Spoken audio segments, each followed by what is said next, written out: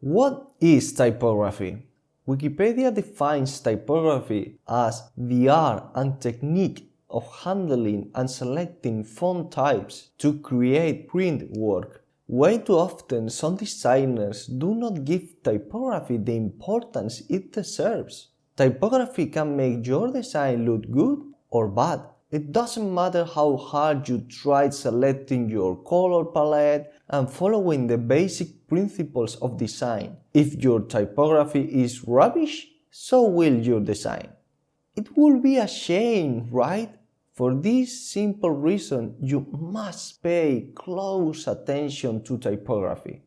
If you want your design to look professional, you must be aware of the rules that exist within typography and put them into practice.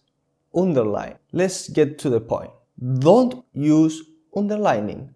Underlining was used a long time ago when only typewriters existed, which didn't allow you to create text in italic or bold. Underlining was usually used to indicate to a typographer that the text should be printed in italic. Today, you have access to italics very easily, so just stay away from underlining, okay?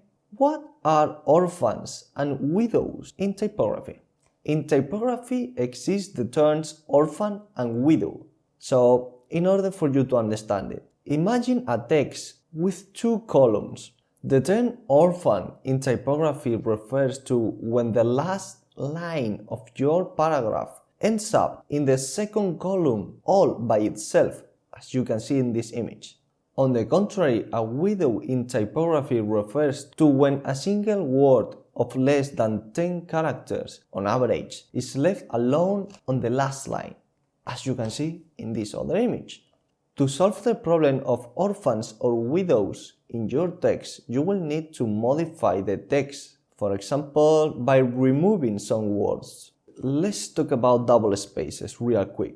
When typewriters were the only option, after a point you had to add 2 spaces. But now we don't use typewriters, so don't add double spaces, okay? It's unnecessary and it looks bad. Let's go with our next concepts, which are kerning and tracking. What is kerning and tracking in typography? Well, kerning is the white space that exists between one letter and another.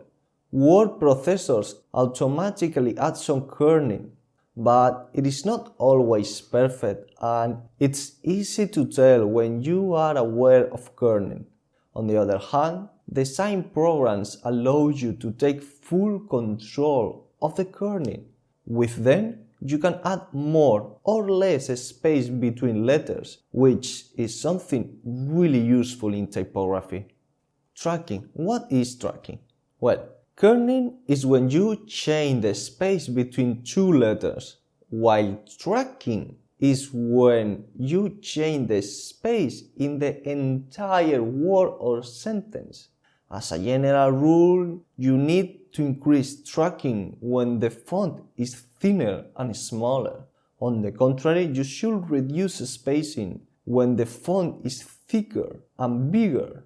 But in order for you to understand it, look at this example. I have increased the size of the title, and because of this, the space between each letter has increased.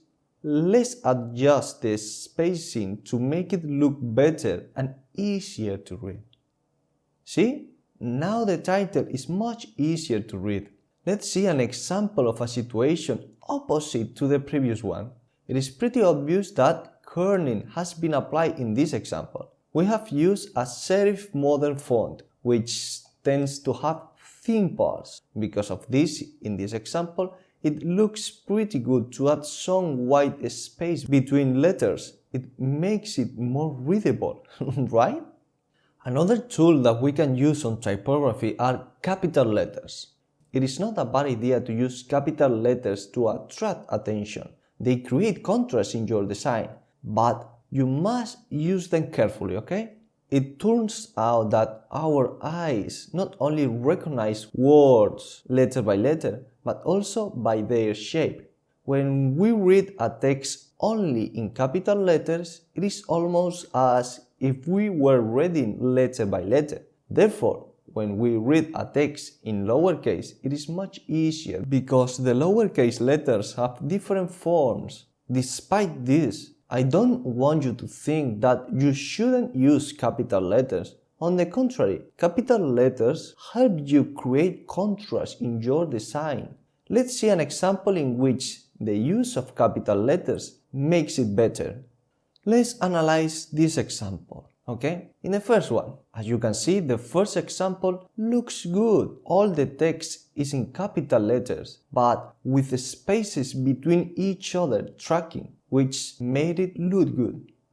Second, on the other hand, if we remove tracking and just leave the capital letters, it doesn't look completely good, as you can see. In the third example, it's kind of the same things happen if we use lowercase. It doesn't completely look good.